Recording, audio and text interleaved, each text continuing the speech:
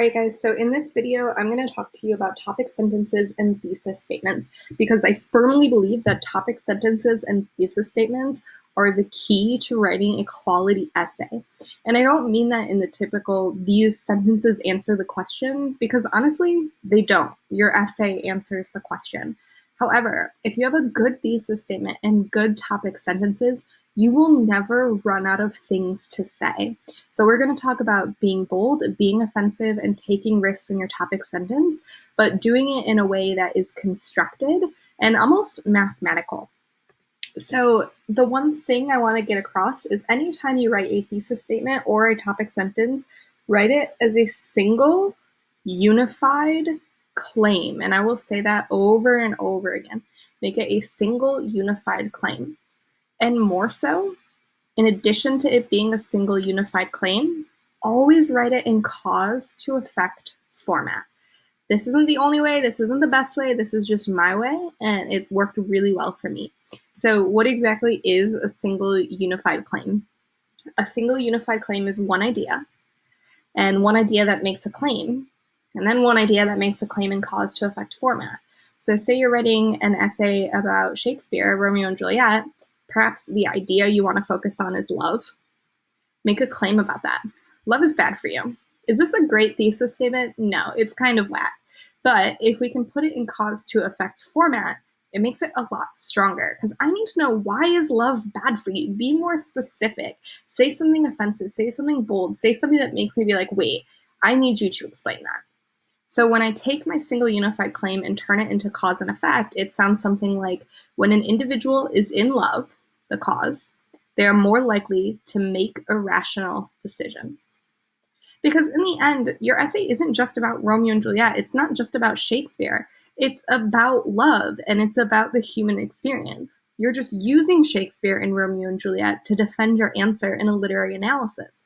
The same goes for if you're writing a basic persuasive essay. You're going to be finding resources and information from multiple different mediums. So you'll notice that there isn't anything specific in my thesis that's tying me down.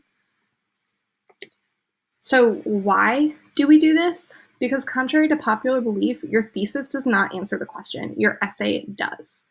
So if your thesis is something along the lines of love makes people irrational, feel jaded, and make people become desperate, that doesn't really give me an answer to expand on, right?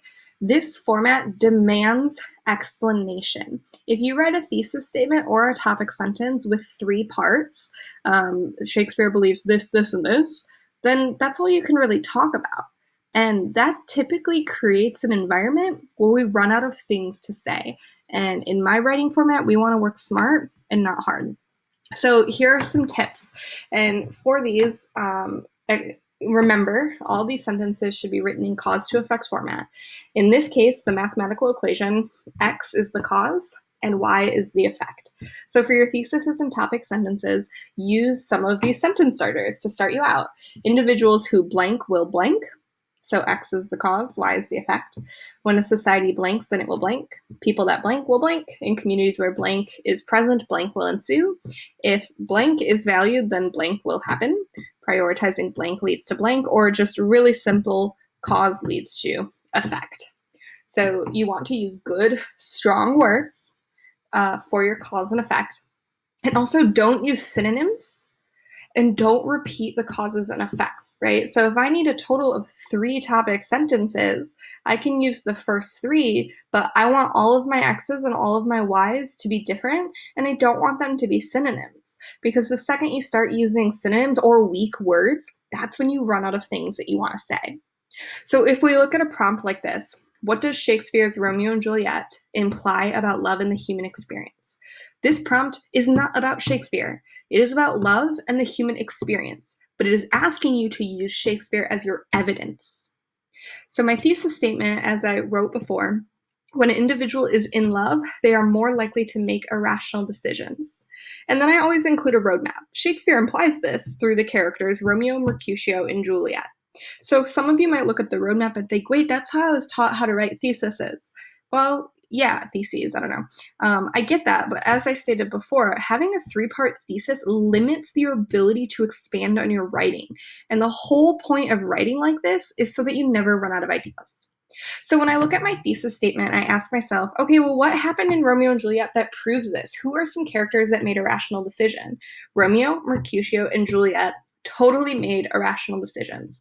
So then I want to start developing keywords, my cause to effect statements. And I don't want my cause to effect statements in this pink box.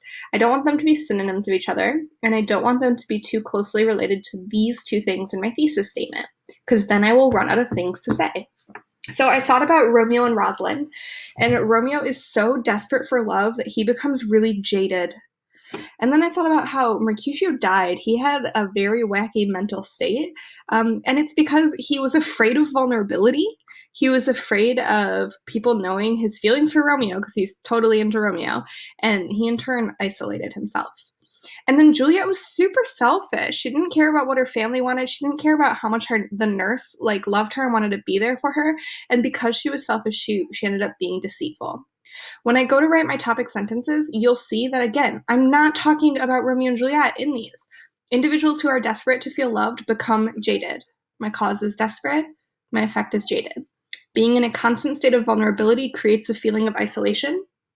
When someone is overcome with selfishness, they will act deceitful. Maybe the second sentence in my paragraph says something along the lines of, this is proven through Romeo and Rosalind. But again, your essay isn't just about Shakespeare. It's about love and the human experience. So make big, bold, offensive claims that you have to defend. Sorry, I didn't mean to change that screen. I hope this helps. Again, this isn't the only way or the right way. This is just my way, and it works for me.